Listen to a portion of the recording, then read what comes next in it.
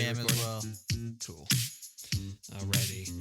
Hello and welcome to Hold My Popcorn, where we make fun of the good movies and trash the bad ones. I'm Max Healy over in Nashville, and in Boston we got Tim again. How are you, Timmy?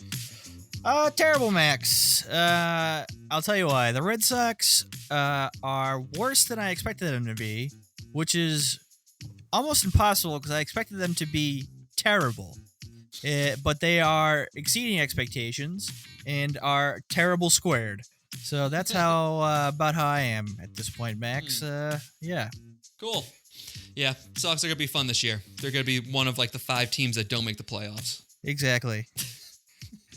Good thing those draft picks are so valuable in baseball. Oh my God! I'll tell you what, Max. They're super valuable because about 1.01% of them pan out. Yep, and when they do, they go to the Dodgers. Yep. So you guys have another 100 years until you win a World Series? That's the way the trend's going because the Red Sox won like 5 World Series between 1901 and 1918, and then they didn't win another one until 2004. So they're not going to win again until the ice caps are gone. That's fun. We're kind of on that route. I mean, our last one we won was 2018, right? Right. Yeah, we might be done. I think we're fucked for a long time, considering the position Dave Dombrowski put us in financially and the farm system, and with the fact that John Henry seems like he's not all that interested in investing more money into the team. So I'm excited for another 80 years of the Red Sox being terrible. Hopefully I'll be dead long before we see the end of that drought. Yeah.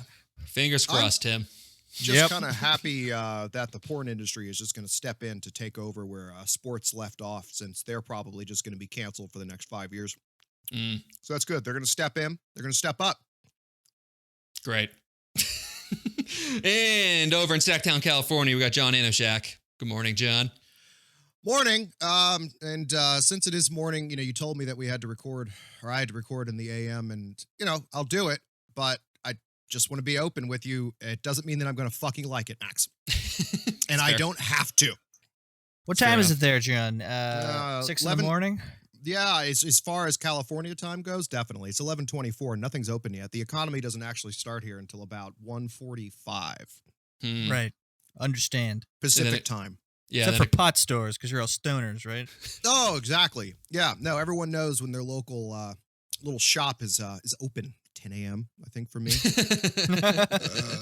Curbside pickup. How are you fuckers? Peachy. Stark and gray over peachy. Here. Yep. All right. Well, this week we decided to watch another Spielberg movie in 1982's E.T., starring Henry Thomas, Drew Barrymore, and Dee Wallace.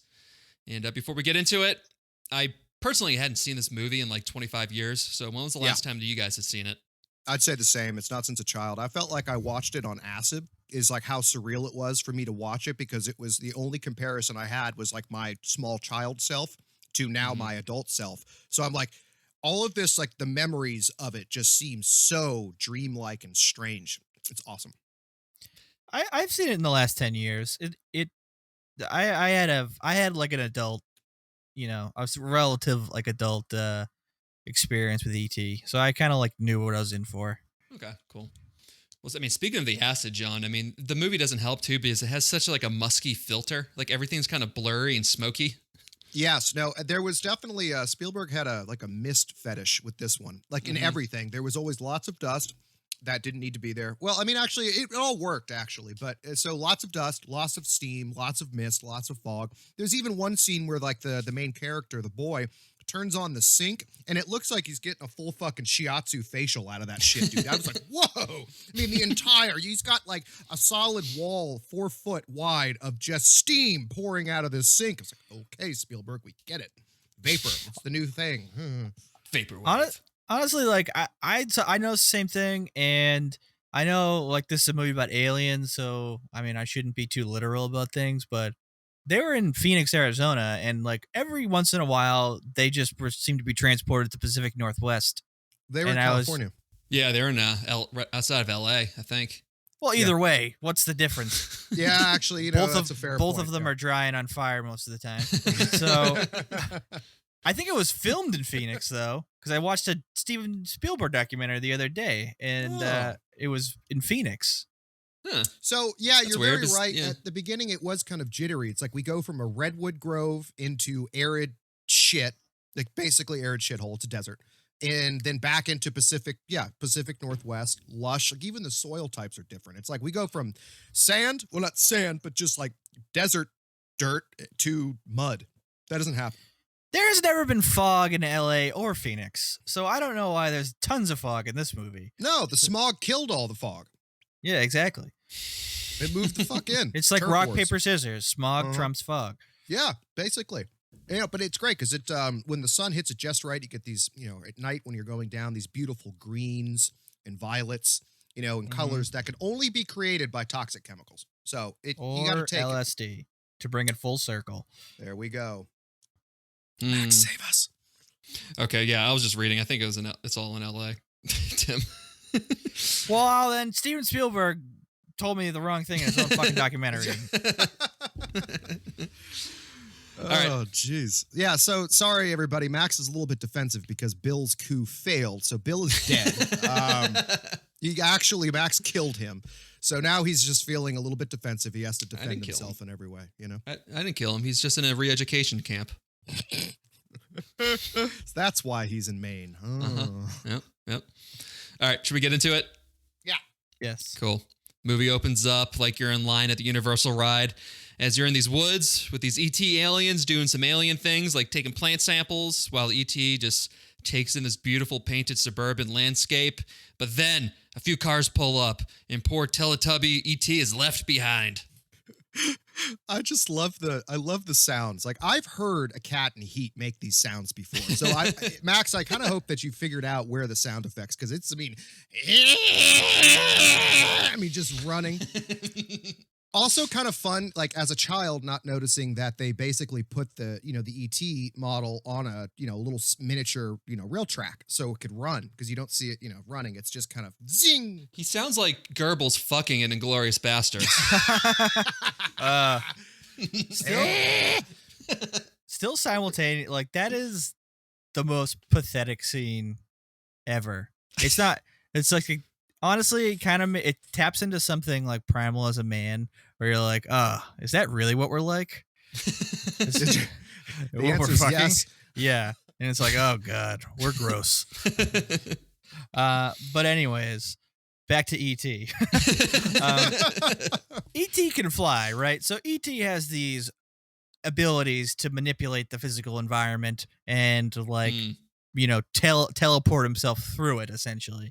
But yet he runs like he's a basset hound, but yet he still chooses to run instead of fly back to the thing, or and all his alien friends are just wandering around like fucking crippled basset hounds. Why are they doing this? They have a more efficient means of transportation.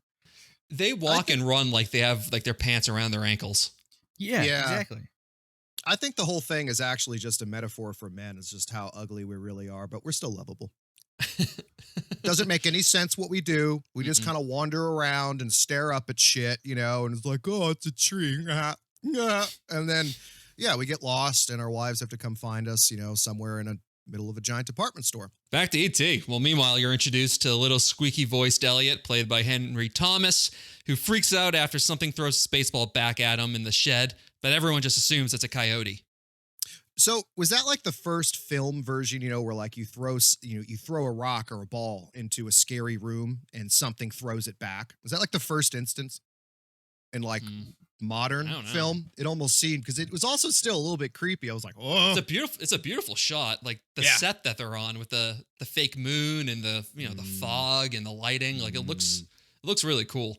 Yeah. I mean, obviously I've seen Stranger Things in the last couple of years, and they took so much. Stranger Things took so much from this movie that I didn't even realize, like the shed thing. Oh, yeah, just like the shed. And also, real quick, timeout. When we see the family and all the friends playing Dungeons and Dragons, are these 15-year-old kids smoking?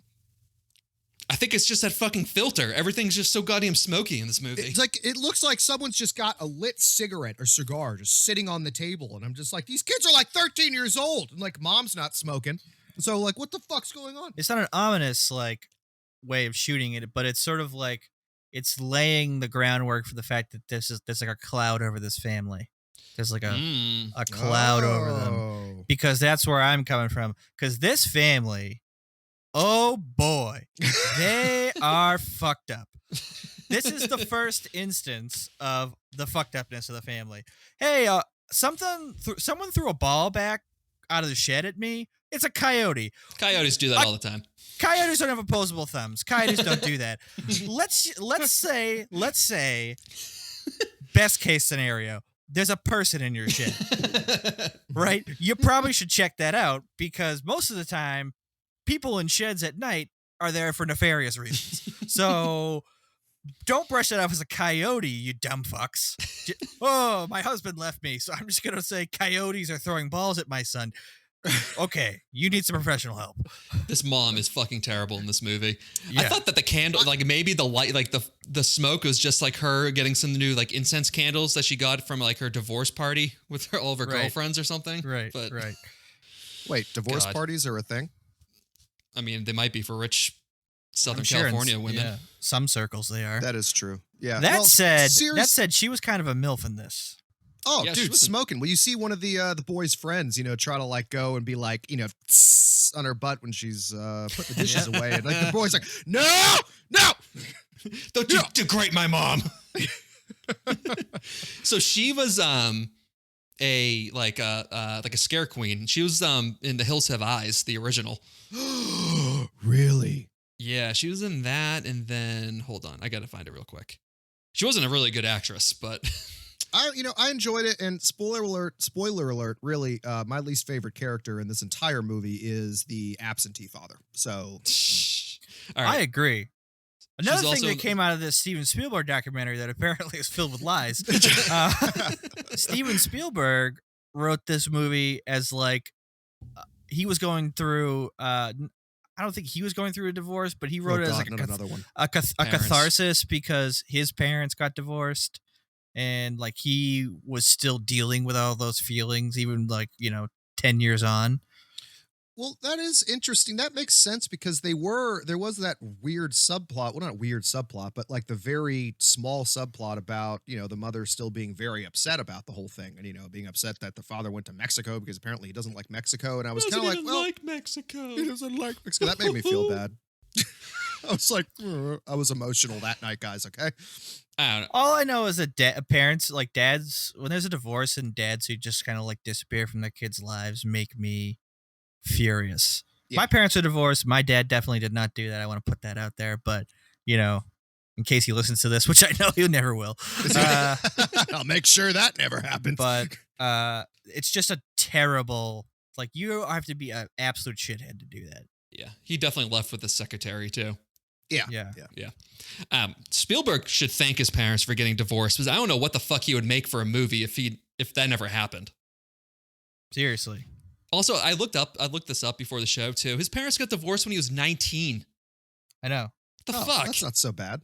No, like I would understand this if they divorced when he was like Elliot's age. Like that makes sense. But it's like, dude, you're like a sophomore in college. Like, yeah, no, get your over parents. it. That also means that your parents really thought about you, and they were like, we're going to hold it together until they're all grown up, and then we'll go our separate ways. Yep. Well, apparently the mom fell in love and married his dad's best friend. Yeah. So that was in the documentary. It's an HBO documentary. Oh, the Spielberg one. Yeah, that's a good one. His parents are super close now too. Like they're good friends now. Also, it's funny, like how you watch a movie as a kid compared to an adult, because like this time viewing the movie, I didn't realize how nice that their house was. Yeah, sweet. It's a fucking super nice house. Like I love that breakfast, or like the kitchen nook table that they have. Oh my god, dude, perfect That's the for shit. cards. Dude, I would wait. I would play cards every night. Yeah. Sorry, I can't Tom. wait to see Max's interior design plans after this. I want to like 1982's E.T. With the whole house just like that. What? Nikki's just going to punch you dead square in the face. Nikki loves those nooks too. Oh, she does? Oh, okay, good. Oh, yeah. They also, a little fun fact too, they shot a scene for 2000's Charlie's Angels at this house as well, which also starred Drew Barrymore. So that's pretty cool. Mm. Huh. Yep. All right. God, I'm just trying. No, Max. No. We're not moving forward until we discuss what your perfect 80s houses would be. And it would be all of that, lots of mahogany and leather-bound books, Anchorman, ha ha ha. But when you would walk in the door, immediately 80s synth music would just start blasting. And you would come out of the back room with a fucking perm just fist bumping the entire time. Yo, welcome. I would just have bowls full of cocaine in every single room. All the beers are pull tabs. Even the railings, they just came from strip clubs. Going up the stairs. Nikki has to throw out all her heels, and all of her heels are clear now. It's terrible. Yeah. You have to wear a NASA suit when you walk in. Oh, Jesus.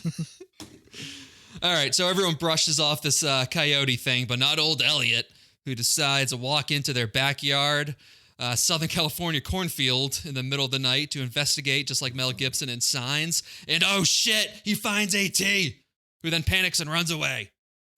Yeah. It's a cat in heat. It's great. It sounds like that snow horse thing from Empire Strikes Back, the one that Tauntaun. Tauntaun. Yeah. Sounds like a tauntaun. Yeah. Well, I mean, it's not a coincidence. Yeah. So Elliot spends the night outside after he has some sad divorced family talk, because this is a Spielberg movie. It's of course tradition. When out of the mist, E.T. emerges and hands back the Reese's Pieces that Elliot had laid out for him in the forest.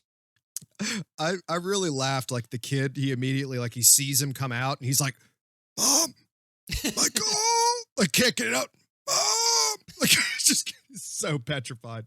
Calling for his mom is the last person that you're gonna need for something like this. She's just like, what? Yeah, it's a coyote. It can walk on its hind legs. Wow, that's a cool trick. She's like sitting in her den, like hammered. Hammered on cheap Chardonnay, calling up old boyfriends. Yeah, it took one too many Xannies before she fell asleep. God, I would be in so much trouble if I was in the 80s. I'd be a horrible addict.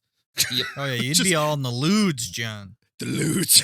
I know, seriously. I had a relative come up to me once and he was talking about that. He was like, "Yeah, you saw the movie, right? About the lewds, in Wall Street and the whole thing, Wolf of Wall Street." I was like, "Yeah, I did." He's like, the lewds and the whole thing? It's like, "Yeah."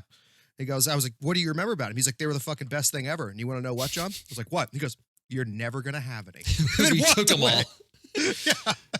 They're gone. Nikki calls one of her uncles Uncle Quaalude because he came to visit like a year ago, and he was talking about how they just used to do Quaaludes all the time back in the 80s when they were like in their 20s. That's so great. Yeah, Uncle Quaalude. Oh, God. It's so much better than cough syrup. Let's face it. Our generation just decided to give itself brain aneurysms. Anyways, back to E.T. Back to E.T. once again. All right. Kids movie. Let's talk about Quaaludes and hooker poles. I mean, geez, the sheer amount of booze that's consumed in this movie, actually, it should have been PG-13. It's true. I mean, you got kids getting drunk in this, too. That's what happens. Yeah, Elliot lays out all those Reese's Pieces into his room where they trade baseball signals between each other until E.T. gets bored with it and telepathically puts Elliot to sleep. Dun-dun. That's the beginning of where this movie goes into like a horror movie. He's like, oh, boy. Yeah. We never actually get to see how the sausage is made when it comes to alien anal probes, and this was definitely a glimpse into some shit that we don't need to know about. Yeah, good. E.T. breaks the fourth wall, turns to the camera, and just does an eyebrow raise. Well, Gertie walks into the room and just Elliot doesn't have any pants on, and E.T. just has his arms above his head flailing, running out of the room. Wow! So you tell me this alien came in, put you to sleep, and then raped you? You tell me you traveled 15 million galactic space miles just so you could rape this little kid? Man, that's cold. That was a good one. Got chills. All right, next day, Elliot does something that I wish I did as a kid, which is stick his thermometer against this lamp to fake that he's sick. Smart move. Dude, I used this as a child. And It's actually a lot harder than you'd think because you have to rub your face with your blanket. I found out, and then smother. you need to so happen to have a lamp that can just like reach over your fucking bed. I had a bunk bed, so that was kind of out of the question. I had to just like sit there and be like, "Oh, I'm making a fire," you know. It's See, well, Elliot had a bunk bed too, but he was on the top bunk. oh fuck, dude. Yeah, that kid had it all figured out, dude. I mean, the one time I tried to do that, it said I had a fever of like 108. My mom was like, "All right, well, I know that's not true." Hospital. Yeah, well, you're dead, actually, Tim. We're just gonna go bury you now. Yeah. Time to get that anal thermometer. No, I'm fine. And then Tim starts making cat noises. You know, the Yeah, movie. if she said that, I'd be like, "Oh." Mom, I'm taking notes right now in my journal, so that way I know when I'm fucked up as an adult why it happened. You've seen the movie Memento. We got to write this shit down. So the move I used to do is like what you need to do is you need to get yourself the thermometer, but you need to do it like during breakfast when your parents are drinking coffee. So they go get it and then you just dip it and flick it around the coffee. Boom. Whoa. That's what I did. Huh? That, and then if I didn't want to eat my vegetables, I would also go to the bathroom and I would just spit them into the toilet and flush it.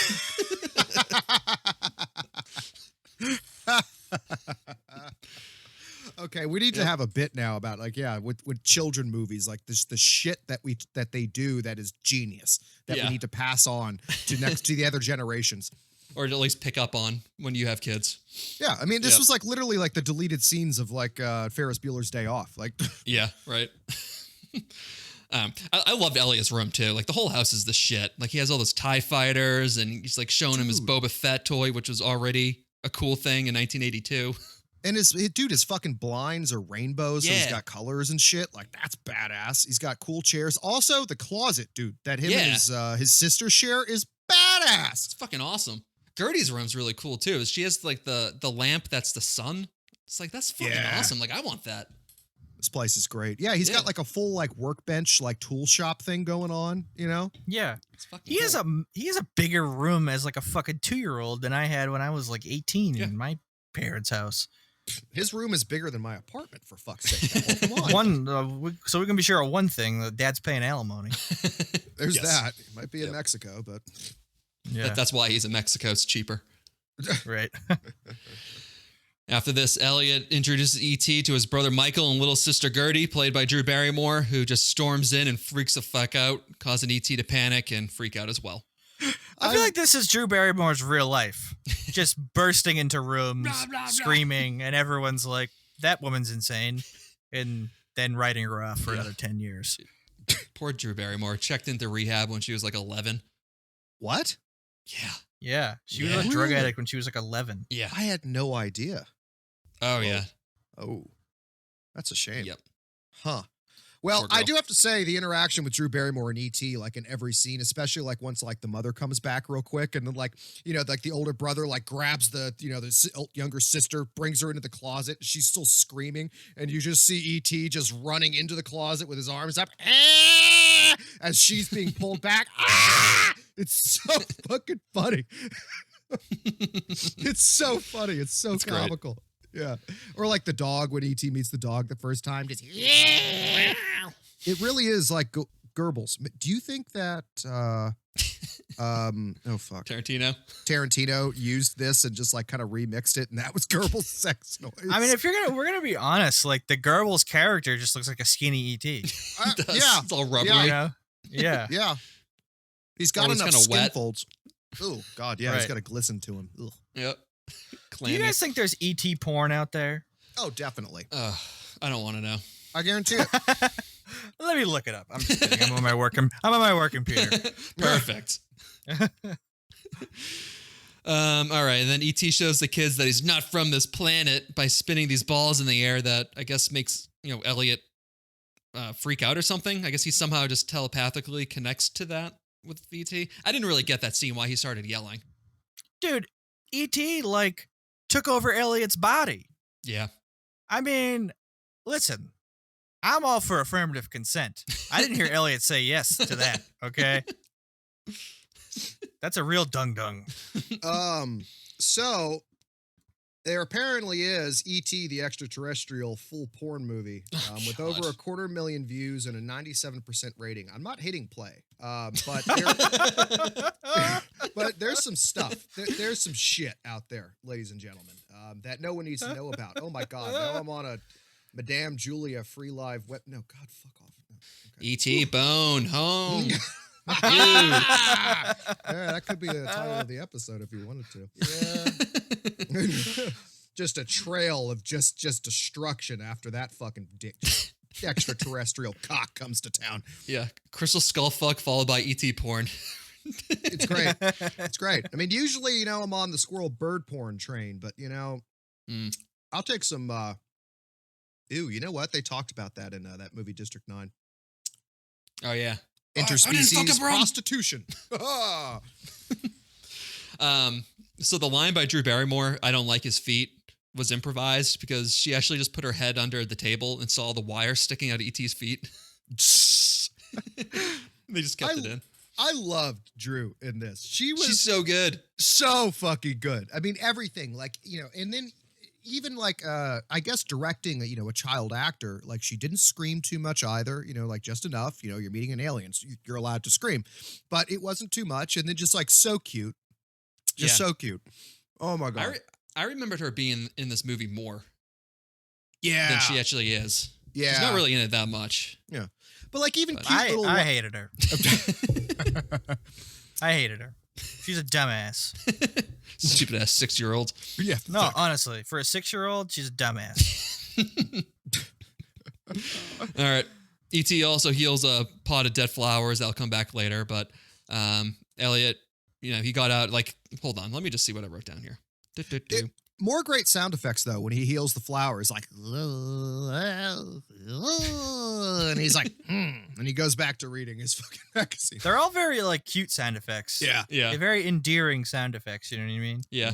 It was they made a way they made it a way to make an alien not seem alien, right? Yeah. To kind of For sure. those are human, kind of human sounds almost. Yeah, and actually, to make him more human, so you have those sound effects. Of course, spoiler alert, he's able to speak a little bit of English later, but the eyes are very important too, and they did that in District 9 as well, where you have these very large, colorful, expressive eyes where the pupils dilate and so on and so forth. Which really helps us to be able to relate to something that is slimy and has really ugly feet. Right. I think they also definitely mimicked a dog as well. Just some of the mannerisms, like the head cock and, the neck raising up and all that kind of stuff. I like when he goes full Trailer Park Boys later. That's my favorite part. The other thing I was going to say here that I couldn't read through all my scrambled notes is just this fucking Hen McCloud's mom, who doesn't even realize that there's a fucking alien in their kid's closet. Seriously, dude. First of all, go ahead, Jim. No, really. It's just going to say, I'm giving her a lot of slack. Single mom. I mean, lots of quaaludes. That's a lot to balance. That's like working with one arm tied behind your back. It's intense. So, I mean, she has to realize her kids were sort of at each other's throats a day ago. And now all of a sudden they're all spending an inordinate amount of time in one kid's bedroom that has apparently made a workbench in there for some unknown reason. And she's just like, well, they're getting along now. What fucking delusional planet are you from? You are going to be right, John. So much more of an effective parent than I am, Tim. I mean, you just got to do the math. All right, the little girl's in the boys' room she's never in there. Just go in and knock on the door and check. Hey, how's everybody doing? Well, what the fuck is that? So, other thing, why did she feel the need, the little girl, when she goes to go play in the room where she has to go out into the hallway with her little red wagon when she could have just gone through the closet? It's true. Elliot's in class while E.T.'s getting drunk at home and raiding the fridge while watching John Wayne movies. When Elliot, who's connected to E.T., drunkenly releases all these frogs and kisses a girl in his class. Oh, man, he done gone claimed his wormint, man. He got her. Dude, and he even takes one of the big kids. He's like, get on the ground. Just steps on him. Get tall enough to be able to kiss her. It's like, ha ha! It was great, dude. He conquered. Elliot, the original eco-terrorist. And that, okay, so when Elliot's being drawn away by the teacher after he does his Freed the Frogs raid, and then the girl that he kissed kind of does like the heel cock. Is that like a universe? Is that like a sign of her being smitten? Lady boner? Yeah. Is that like a lady boner? I don't know. I think so. Yeah, no, Oh. that's the universal signal of frothing loins. Yeah, that's exactly Oh. what it is. Yeah. Toes curled. So is the opposite of that getting kicked in the balls? Because that's usually what happened with me. Yeah, I was gonna say. Whenever I released all the animals in school and then just grabbed a girl and kissed her. No, Right. Tim, that's just courting in the Northeast. We've already established that. It's fine. All right. Okay. Good. Yeah. I'm gonna keep doing what I'm doing. So, a little trivia fact here, and you can find this online, the deleted scene. But afterwards, Elliot goes to the principal's office to get lectured, and the principal is played by Harrison Ford. Oh my God. Really? That's so Hilarious. Yep. I love how Harrison Ford got cut out of E.T. I was gonna say, this is when you know that you're a superstar director, when you can cut out literally one of the biggest stars in the world from your movie, and you're like, they're not paying to see Harrison Ford in a cameo; they're paying to see my movie. Right. Big dick energy right there. Also, I'm going on through a fucking divorce. Go fuck yourself. Like, All right. this is pretty good compared to the last time it happened, folks. Come on. My parents split up. Oh, 20 years ago. Oh, God. I'm going to take out all of my hatred on the people of India. Now it's George Lucas. Oh, excuse me. Yeah. All right, and then back at home, Gertie tries and fails to introduce E.T. to her oblivious mom and then teaches E.T. how to talk. Yeah, I love how Gertie's just like, yeah, I know we promised to keep this secret. I'm making an executive decision here. I'm going to go ahead and introduce E.T. to mom. I mean, she failed miserably at it, which goes to show how fucking dumb she is. Yeah. E.T. There's gets that. smashed by the fridge door. I Yeah. do love that. She's like, look, he's, we've already got him. He's here. Bonk, and smacks him. And falls down. She's like, Eddie, I think you already killed him.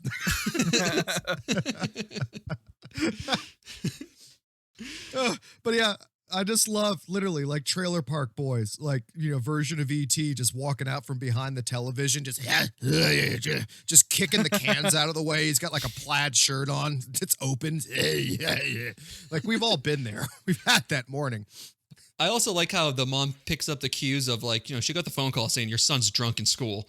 And then she sees all these empty beer cans and she smells it. It's like, it's a fucking Coors can. What do you think it smells like? Yeah, It's I open. didn't understand that either. Why are you sniffing it? Yeah, like, does E.T. stink? Because if he does, why haven't you smelt him before now? Like, bad acting there. Yeah. Also, well, she has some odd moments. Like at one point where Elliot calls his older brother penis breath, and like the Starts mother is like, laughing. "Oh, ha ha ha! Just sit down." Ha! I was like, "Whoa, okay." Yeah, you should be really happy that Elliot isn't dissecting all the frogs Oh my instead of releasing them. Then you get the iconic E.T. phone home scene. E.T. phone home. So does he say home phone at first? He's like Yeah. ET home phone, and then they're like, "Oh, okay." Because at first it was like Drew Barrymore couldn't says it. tell. I was like, Yeah. "Oh, true." I also forgot that E.T. was in drag during that scene. Yeah. Oh, that was great. I actually really like that. Him just like walking around. I mean, he looked like, speaking of courting in the Northeast, does everyone know what a myrtle is? no. Okay, so, well, actually, I'm not going to say this on air. Never mind. Keep going. Okay. We'll Google that with the E.T. porn. Put that in the next it browser. could happen. Okay, so basically, we can choose to keep it in later or not. But you got a myrtle, and a myrtle is someone who's like, it's a lady who's like probably like 70, 75, definitely from like, the 50s kind of a thing, like still walks around wearing, like dead leopards, and stuff like that, and dead foxes, trying to be all dressed up and all that shit. Like you see him walk into a diner or like a bakery, and they're like, "Hey, I need 2 brioche," and they're like, "Oh yeah, we got some brioche over here." He's like, "Nah, it's no brioche I've ever seen. I'll take 2." Okay, and then they kind of like, and they kind of wander out. I've been smoking menthols for the past 60 years. That's a myrtle. So it's pretty much the voice actor of E.T. Yeah, exactly. Who's an old woman just with smoker's Just cough. Newports and coffee for breakfast. Like, that's it. Like, Okay, I got it. Yeah, Yeah. so it was my next door neighbor when I grew up in Quincy. All right. yeah, myrtles. And then a Schwet is a myrtle in training, apparently. This is all coming from Jersey, so it might translate well up into Boston. Who knows? Got it. Yeah. Yeah, I mean, yeah, it definitely does. Mm-hmm. Then Patriot Act. As you see this NSA van picking up on Elliot and Michael's conversation regarding E.T. Yeah, this is well before the Patriot Act, Yeah. obviously, and this is just flat out illegal. No, I completely wish we had illegal. Mike on this to explain all the ways this is illegal. Also, what agency is this? And I preface this by saying we're going to discuss this later on during the bike scene where you see some cars that are labeled a certain way that just drove me insane. But let's just say for right now, super illegal. And I don't know if Steven Spielberg had some like paranoid thoughts about the government. He must have, if this is what he thought about it. Oh, well, him and Alex Jones grew up together, so that's probably what it is. Yeah. I get you. Jonesburg, right? Alex Jones was actually that kid Greg later on. He's like, maybe they're all dead in there. You think the Greys got him? What kind of black magic ritual are you doing on this boy's anus? It's a reptilian agenda. They're making the frogs gay. You gotta cut all the gay frogs. My science teacher back in the day, they said it was dissecting frogs, but we were just making them gay. Now I'm just sounding like Paco. Then on Halloween, the kids trick their shit-faced mom into thinking that Gertie's under the bedsheet, not realizing that her 6-year-old daughter has already left the house, took Ellie's bike, and went straight into the woods all by herself. So yeah, that how do you look at that and think that's your 6-year-old daughter? It is. E.T. is square, essentially, right? He is essentially square in proportion and doesn't talk. Gertie impulsively talks throughout this movie and talks nonsense. But all of a sudden she's gone mute and become a square. This mom had to be cross-eyed at this point. Yeah. Yeah, why it looks like the like a 1980s vacuum is under the sheet, not a child. Right. Or like a bookshelf. Also, Michael he's a terrorist. He looks like a hobo that got stabbed in the head. Well, at first I was thinking, and like I'm not even trying to be funny. I was like, is it like IRA? Was that an issue back then? Yeah, because that made no sense to me. Lisa and I actually stopped the movie, rewound it, turned on the subtitles just to be like, okay, she said a terrorist. Like, what? This doesn't. I think the premise was that he was dressed as a terrorist. She said, "There's no way you're going out as a terrorist." Okay. And then he had to change his costume. Even though he still kept on the camo pants. Well, yeah, I think he just had to, throw Change whatever he could the together top. at that point. Yeah. I was kind of impressed with his painted on beard, though. That looked like a great, like, fake 5 o'clock shadow. That was impressive. You look like Bozo. I like how E.T. was trying to fix Michael's head. Yeah. It's like, stop it. Ouch. Ouch. Fucking stop. fake. Ouch. That was good. So then E.T. tries to have a conversation with a kid dressed as Yoda, and then you get the iconic flying over the moon scene. Oh, dude, I got so, like, emotional is the wrong word, but like, I guess nostalgic when I saw that shot. I was just like, oh, wow. It's still so good. Back in March, right when COVID started, I bought a like a $7 500-piece puzzle from Walmart, which was the ET cover of that. And that puzzle is fucking impossible because it's all black. Yeah, that's a good point, Mike. So now when I saw that scene, I was like, fuck you, puzzle. Max is just watching it with a half-finished puzzle, taunting him while he's watching. I had the thing up there for like 2 months. I got the whole moon in ET. I got everything but the outside. It's just all fucking black, like 400 pieces. That's the most kind of metal fucking puzzle. Not really I've like ever the point of a puzzle. No, it's the brutal, worst puzzle dude. Ever. All right, and then the mom, she's sulking over the food she made. I just assumed it's because she got stood up for like a date, but she's pouting because her kids aren't fucking home. They're fucking missing. So she leaves the house, and then the men in black right away sweep in and snoop around. She probably was waiting for like the attractive divorced neighbor down the road to come by with his kid. She was gonna go, "Oh, Brian, why don't you come in for some dips and pussy?"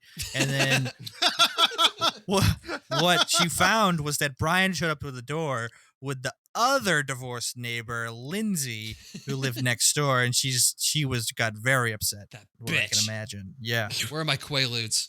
Right? Where are my Quaaludes?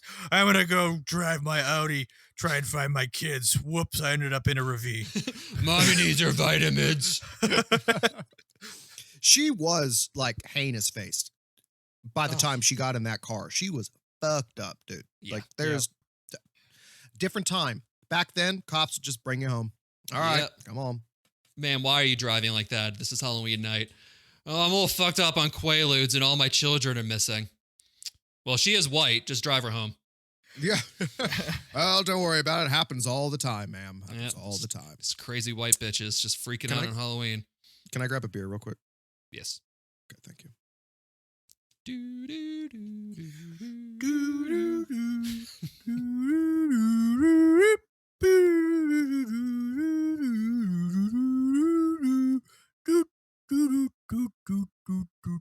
And the answer is E.T. full porn. yeah. Jeopardy brought to you by the E.T. porn movie. Brought to you by Pornhub. Your only source for ET porn. So what does it say about the nearly hour-long ET porn film that's been seen by over 250,000 people and has a 97% rating? They have more views and listens than we do. We're doing something wrong. No, we're not. Porn is porn, man. Porn. That's the penultimate of entertainment. You just say porn, you automatically get 100,000 people to watch Yeah, it. exactly. Doesn't matter what it is. Yeah, It's out of If nowhere. you- 100,000 people just show up. right. If you said fat ginger porn, yeah, there would be like 250,000 views. I guess I'll check it out. Yeah. You know, Well, we should do that. You had me at porn. John, we need to start releasing the Hold My Popcorn episodes on Pornhub. Ooh, we totally should. So they'll think the Hold My Popcorn is like one of those like popcorn jerk-off things, and then nope, it's just an hour and a half podcast on ET. It's just us three jerking off. Oh, dude, do you think we could do that? We totally fucking should. I have could no try it. shame. They've definitely done stuff like that. Like whenever there's like a huge blowout, like, you know, sports playoff game, it'll be like, you know, Cardinals Raiders or some shit like that. Yeah, It's on just Pornhub. it's Pornhub. Cardinals get Oh my fucked by the God. Rams. I mean, let's be honest. They have more bandwidth than YouTube, so the audio quality or the video quality is better. So, I mean, come on. Yeah. All right. Following morning, Elliot returns home and Michael finds E.T. in the serial killer dump site, all raw and red and almost dead. That was really sad for me. Yeah, it's terrible. This whole part is really sad. And it's actually, I remember also being like quite scared and like disturbed as a child too. Like between like, okay, E.T. like looking like that, which is also speaking to Spielberg and their, you know, design team for being able to make him look like he's on death's doorstep. But then, you know, well, I guess I don't want to spoil it, but spoiler alert, spacesuits, astronauts, because that's what happens in the 80s. Yeah, E.T. looks like your dick after watching an hour-long E.T. porn. It's I don't just know. all raw. Oh, Yeah. God, just crap. That's a good point. Yeah. The mom finds E.T. and Elliot dying in the bathroom, not noticing that like 50 cars have pulled up in front of their house. And then she literally walks face to face into a room full of astronauts who captured E.T., turned their house into a gerbil play tube. I'm shocked that she didn't like walk into the bathroom, see ET, and then immediately just dump pills into her mouth. Humana. Oh, good. Mommy needs a medicine. Okay, that's good. That's good. I'm feeling better. Oh, I was expecting it to turn into a scene from from Goodfellas. Just dumping all the coke. No, Karen, you can't. That was our money, Karen. I'm fucking dead. I'm fucking dead. Why would you do that? Now we know why the father is in Mexico. He saw the helicopters. He got the fuck out of there. He realized that he had two dunce kids. Yeah. There's that. You know, He's like, considering- Kara never should have smoked when she was pregnant. You're right. I told her to lay off on those lewds when she was having Gertie.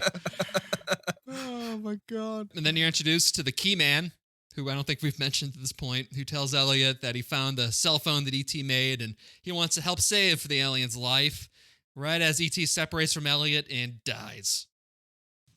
Yeah, so 2 points. Number one, I'm very curious. My wife and I were talking about it. Like, why do we never really see the adults so much other than the mother? Like, even the teacher, the key man, you know, all the feds running around. So, like, we don't ever really see their faces until like now. Like, why did they do that? And then the second thing, I'm going to remember the second thing here in a minute. Don't you fucking worry about it. So let's talk about the first one. Well, I mean, there's like a reference too that when Elliot tells Gertie, it's like only kids can see him, and it's true up until the ending of the movie because like the mom just never sees him until she literally walks into like a strung out Elliot like all chalk white with an alien on their fucking bathroom floor, and they're both groaning. You know, the first thing she thought was like, "Oh God, he got into the pills." Yeah, Jesus Christ, you're not supposed to take that many. What happened to your friend? Yeah, he's all shriveled up. Elliot, I told you it's one. It's you take one. Never eat any of mommy's vitamins. No one got the fucking pump his stomach. Don't tell his parents. Yeah, honestly, I think it's sort of like the movie is sort of like the adults are preoccupied with stuff that like isn't important, and they don't see the magic, right? Yeah. I think is sort of what Spielberg's trying to say. Like children have the child eyes to see the magical things in life, where the adults are preoccupied with like vain and important things. And I think it's coming back. Yeah. Like your mom fucking your dad's best friend. I just like, I mean, all this is so problematic though. Like, why the fuck are all the kids watching this? Like Drew Barrymore, she's like, eventually mom shows back up, and then Drew Barrymore's like, "Mom, is he dead?" It's like, get the fucking kid out of here. Yeah. Why? Yeah. And why does the government? Okay. So the government has the power to just like take over these people's house. No warrant, nothing like that. Mm-mm. And all of a sudden they're just like, but you guys can still hang out. I mean, know. do you want chips, soda?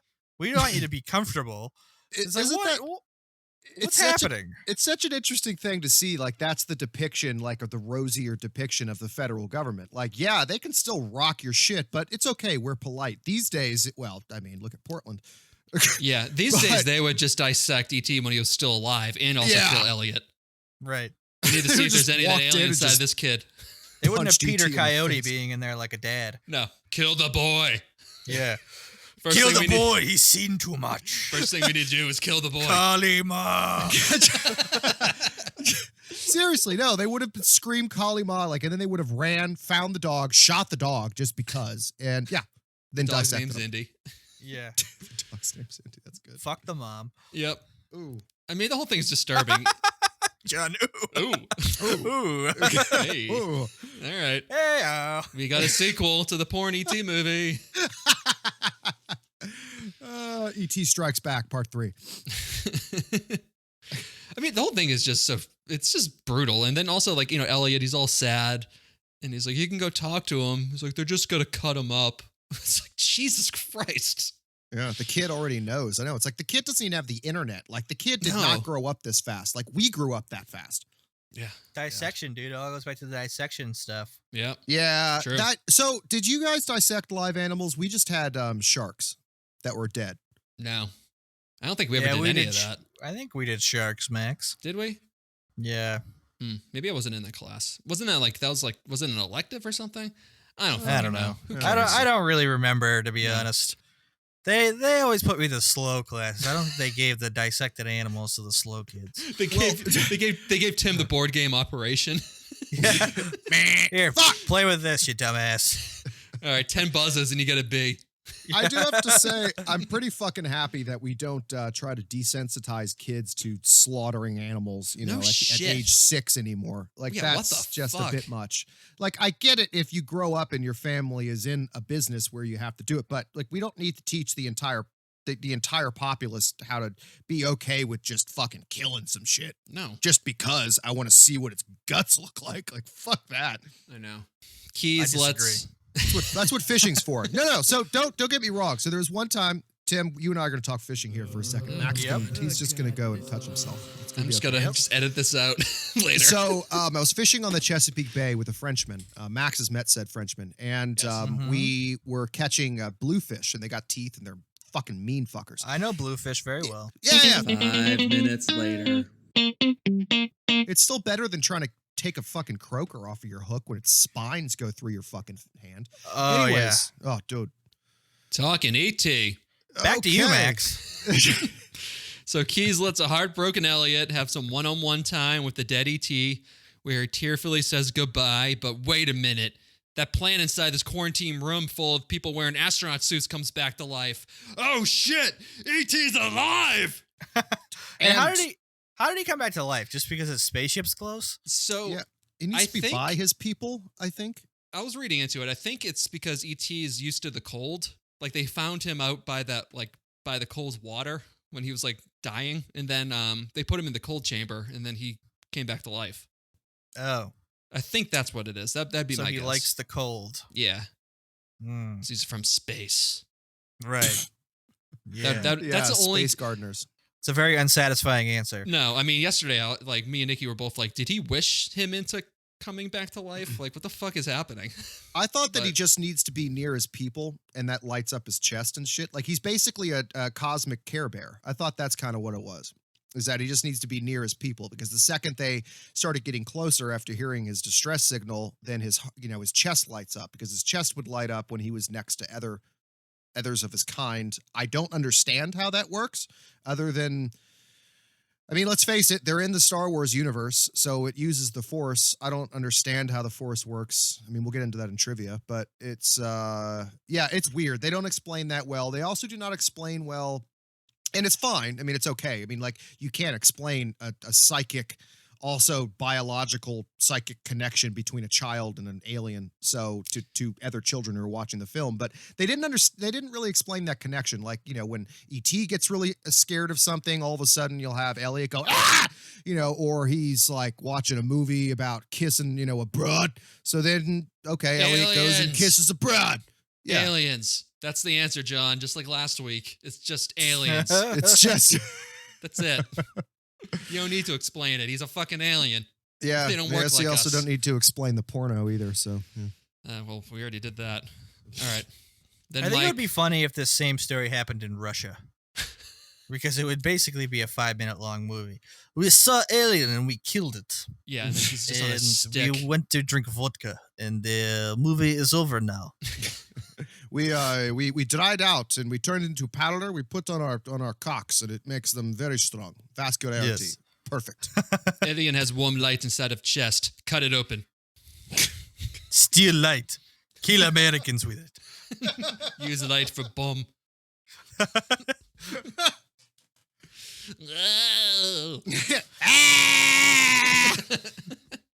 This alien is soft and cute like pussy.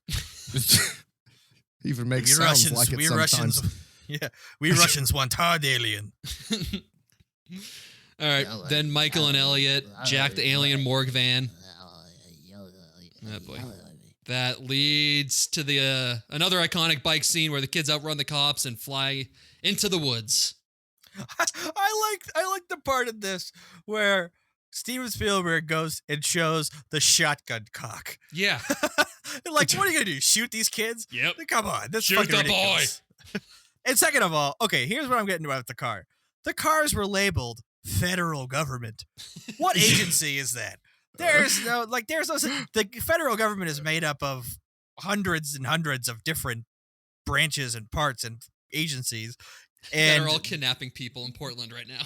Yeah. And now they're just like, no, the federal government. What the fuck is that? That's just lazy. That's just lazy bullshit. So I completely agree with you, Tim. It is lazy bullshit. And we see that, Spielberg decides to skimp on the strangest things, or allows them to be, to slide by, where he's like, whatever, I don't give a shit.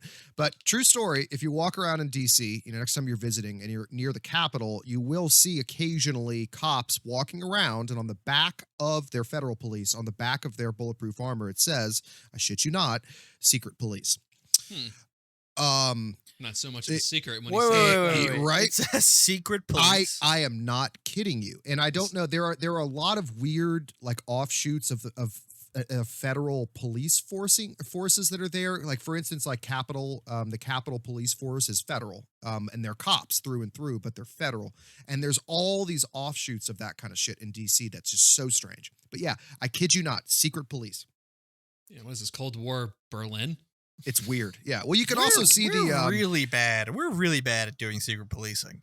Also, I mean, like even the nuclear bunkers. You drive around near the USDA and you'll see where the old nuclear bunkers are, where they still are. There'll be little signs on the on a wall. They'll show the radioactive sign and then like an arrow pointing down a staircase.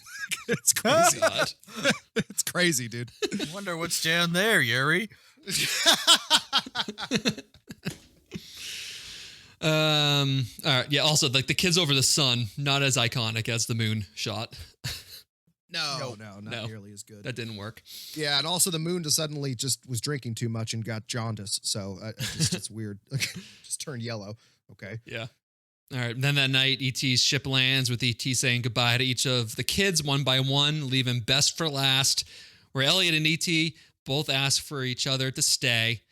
And then to close out the movie, Elliot and E.T. hug, leaving everyone watching this movie crying as E.T. lights his finger and tells Elliot that he'll be right here as the spaceship departs with a rainbow and the movie ends.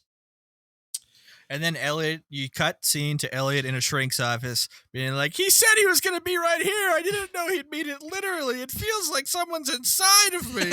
Oh, God, this is painful. Get it out.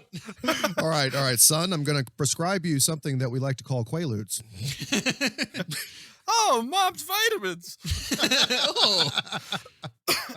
You'll kind of react with the alien inside of you. It's great. Oh, shit. All right. It's not going to really relieve the pain. It's just going to fuck you up so much that you forget about the pain. Does that make sense, kid? Henry Thomas was fucking amazing in this scene. He's good throughout the whole movie, but him crying and all that during this scene, he is so good. Yeah. Also, this is a beautiful ending. It is. No, it is. And they ended it perfectly. They didn't draw it out. Like, it's like, okay, he's gone. You see the kid's face. Boom, done. All right. That's all we needed. We lost something along the way in the past 40 years where just directors you just can't fucking end it. Like, we don't need something special. End it correctly. That's why I know. That's why it's such a rarity. Yeah. This has such a great ending because there's no post-credit teaser, no epilogue, no sequel. Simple. No remastered CGI that George Lucas did with all the Star Wars movies. It's just a one-off story. Great ending. That's it. I just want to fuck a stormtrooper one last time, and with my giant CGI cock, and you won't let me do it. And I still remember the child bride, and I'm hurt. I appreciate you having a 6-year-old child in this, but she couldn't get married, Stephen. I let Jeffrey Epstein fuck Jar Jar Binks. What? Time for trivia. So they wrote a 10-page treatment sequel in 1982, but Spielberg backed out because he said it would ruin the movie. This one. Good. Yeah. It was going to involve the kids getting kidnapped by bad aliens and E.T. coming back to save them. And then it would have turned into Star Wars. Suddenly he has a lightsaber. Like what? Yeah. So he didn't learn that fucking lesson on all the other fucking movies he fucking remastered and did sequels to? Yep, I know. I guess this one's a little extra special to him. Yeah.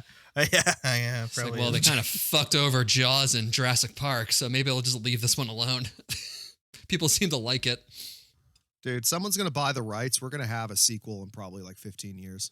They already made a sequel. It's on Pornhub. Hey, it's got a 97% and over 250,000 views. Yeah, it's probably even better than the rating for ET itself. Yeah, I mean, I didn't even look to see in the comments section, but I bet you that there's not even any, racist masturbators on there either, which is always fun to see in, comments. That's always great. Yep. I love that. Oh, reading porn comments. Always a good one. It's the That's funny the only papers. thing I do. I don't even watch the porn. I just read the comments. Yeah.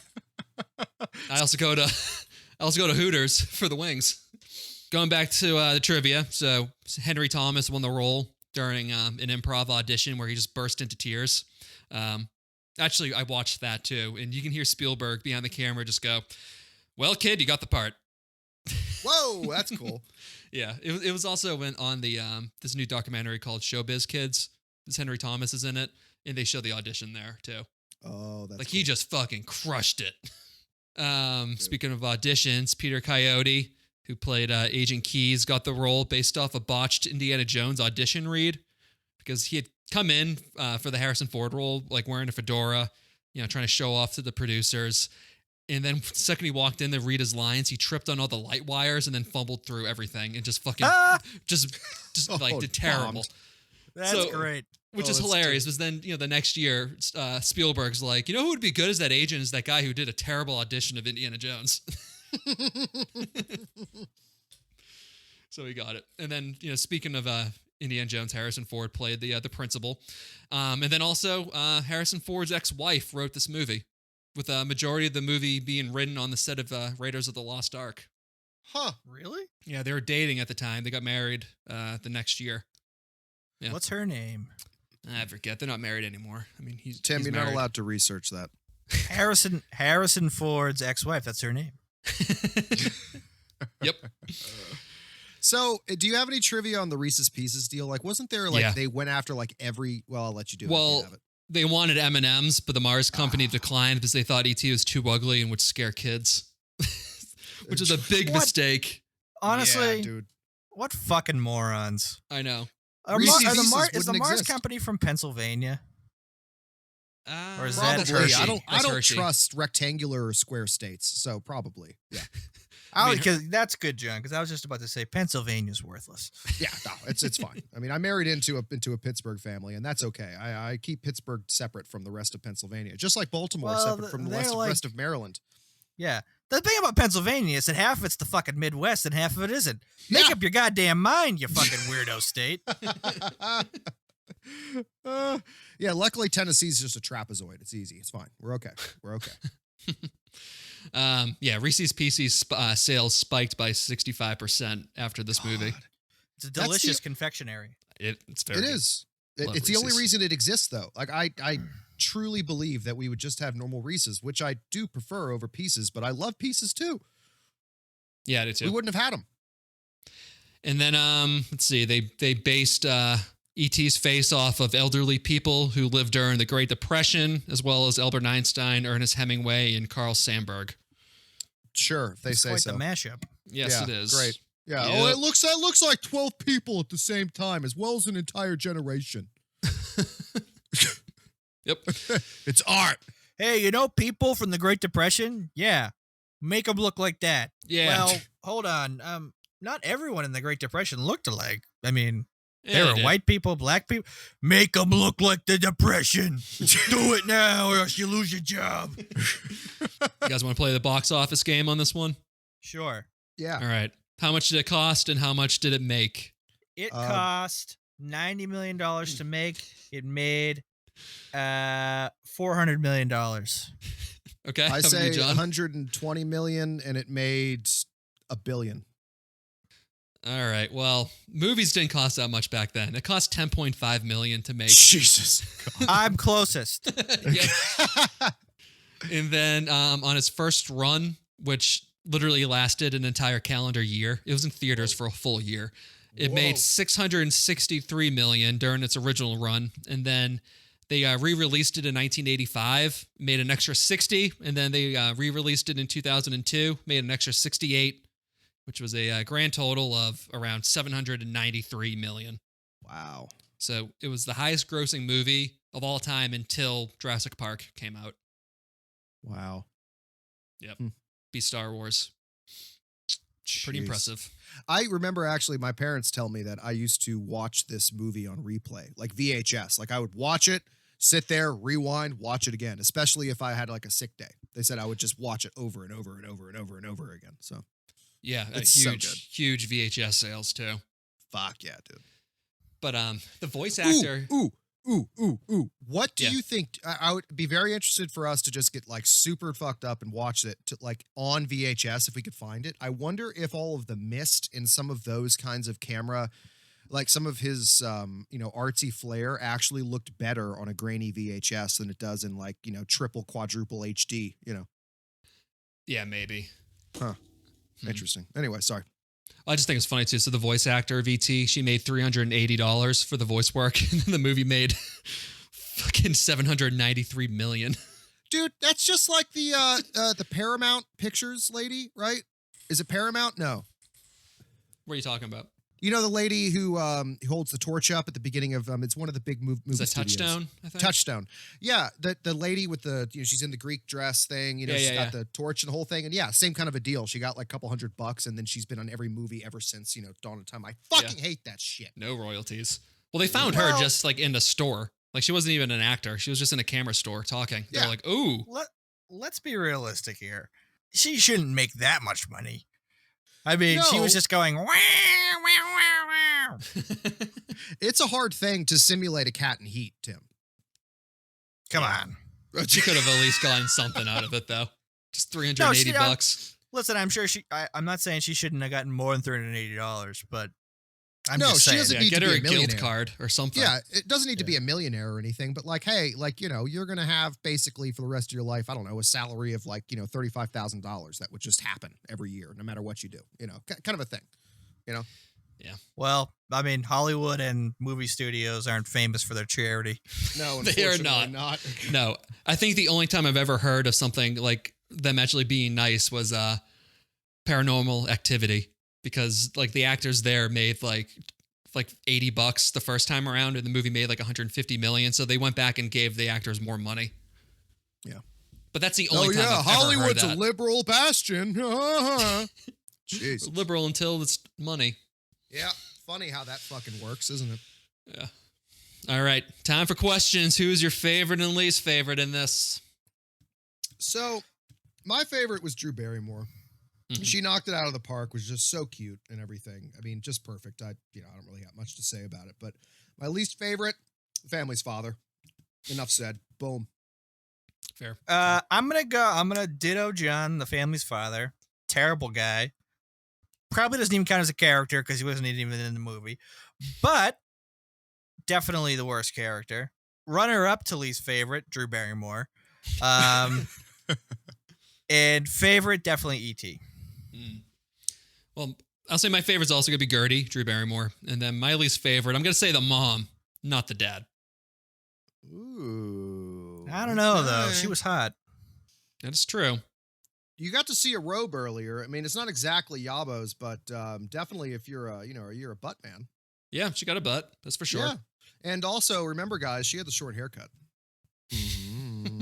She had nice, little luscious lips there. You know what I mean? Yeah. I don't want to visualize. Bordering on creepy. Bone home. Bone. Is that Bone. a DSL connection you're paying for? Or are you just happy to see me? Somebody Some will Reese's decode what I Pieces in just your said. pocket, or are you just happy to see me? Yeah, Okay, just how IMDb and Rotten Tomatoes have their own rating systems. We made our own. So, what would you rate E.T.? Go for it, Tim. I'm going to give this movie 10 MILFs out of 4 dumb daughters. I'll give this one about 1,000 Reese's Pieces out of one young boy claiming his woman. I'm going to give this one Quaalude addicted M&M exec who got fired out of millions of traumatized kids crying as they watch E.T. slowly and painfully die. Oh my god, dude. This was a fantastic movie. I'm still in love with the film. I really still love it. I was so happy. It actually brought me back to like kind of being a kid since I hadn't seen it for so long. It's one of those rarities too where the third act is the strongest part of the movie. Yeah. It's usually when it goes downhill. All right. Anything else about E.T. before we get into some social media stuff? Nah, I mean, I'm going to give some shout outs though, as far as some stuff that's going. We don't got any shows or anything going on, but as far as video games go, Max, you were talking about something fucking earlier that I think any of the guys listening need to fucking know about, my dude. Yeah. Oh, yeah. Bro Force, bro! Bro Force. Game came out in 2012. I just learned about it last week. Phenomenal game. Check it out. It's anyone who knows Metal Slug, it's kind of like that. It's good. Also, Ghost of Tsushima, fantastic. So hot. But fuck. But yeah, so, let's talk about folks, social media. Definitely get on there, check us out. I mean, we're lonely these days. We need your abuse, your love, your thoughts, even y'all's hate makes us strong. But check us out, Instagram, Hold My Popcorn _podcast, or on the Twitters at HM Popcorn Pod. But we got a couple shout outs finally. We've been getting a lot of love online, so we just want to talk about that a little bit. I mean, we got my boy Movie Man. Keep it up. Counting on you to fucking call us out on all of our shit, my dude. For real, dude. Don't pull any punches. April, same for you. Make sure that we don't screw up any royal lineages. Keep us honest, my lady. I wanna be clear. Don't call me out because I'm very sensitive. So April, go after his ass because that's part of his fault. I blame him. That's what happened.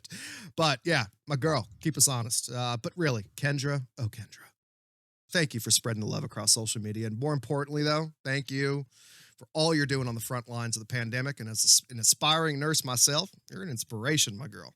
Last but not least, our boy at You Are All Alone podcast, dude. He's been sticking with us since the fucking beginning. So I fucking love you so hard, my dude. So really, everybody, check us out. Drop us some love. Tell us how much you hate us. How much you fucking love us. But really, everybody's been out there. We brought the toast, and y'all fucking brought the jelly. So keep spreading the love, y'all. Once again, I reiterate, I only want to hear about how much you love me. So, very sensitive here.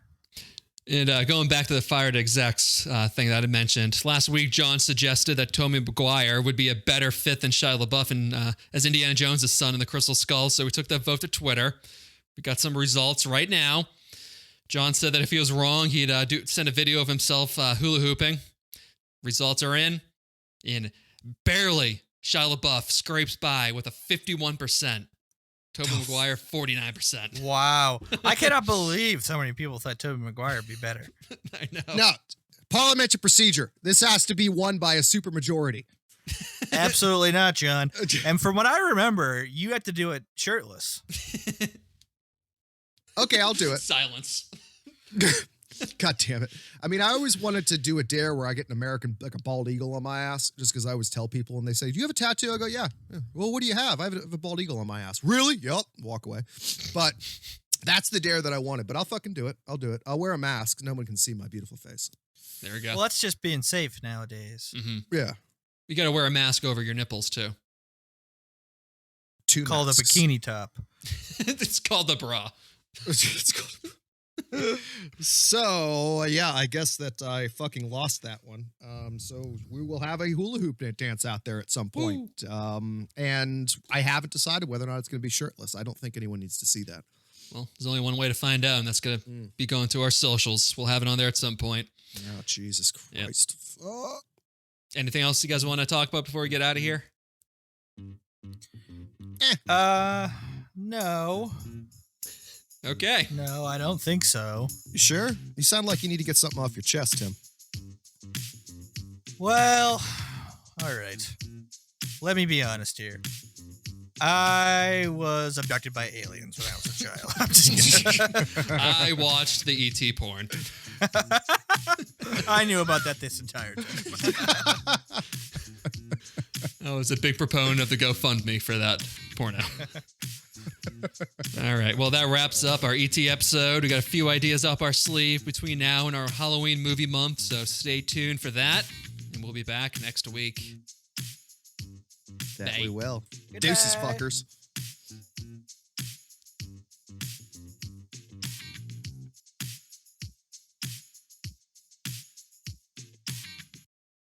And I've been playing this game called Broforce.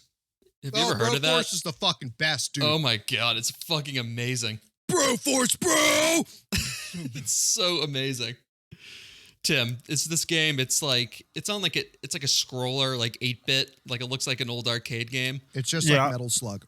Yeah, but like every single character you play is just like an action hero from the 80s through the 2000s, and your whole thing is you just kill terrorists and you just rescue your POW bros. Dude, it is exactly like it's made for our podcast. I was just like, holy shit. This is the Hold My Popcorn game. Dude, How have we not trademarked this? I don't know. I wrote down some of the names though. You got Rambro, Command Bro, McBrover, which is MacGyver. Like he just throws dynamites and like turkeys at people that blow up. Brohard, which is John McClane. Bro in Black, which is Will Smith with that like big ass gun from the ending that he just blows everything up when he shoots it. Brobocop, God. Bronan the Brobarian. Which is hilarious. It was like his like special powers. He goes up in the air and like strikes his sword on people, but as he does it, he just goes, yeah, yeah. Dude, Broforce is the left titty. It's so fucking fun. It's amazing. They got 2 Mel Gibson characters too. They got Broheart and Bro Max. Oh my God. Oh God. And then whenever you beat an episode, it just like the whole building explodes and they just have this like 80s like hair metal guitar licks just start shredding. Awesome. It's amazing. Sounds It like my really wet is dream. fucking fantastic. Dude, actually, I took a screenshot of one of the things they said the other day. Hold on, because I sent it to Nikki. She's just like, Jesus Christ. Yeah, it's so like they give you like a little mission synopsis, and just this is what it says: the people from this country look, speak, and act differently to us. Let's move fast, bros.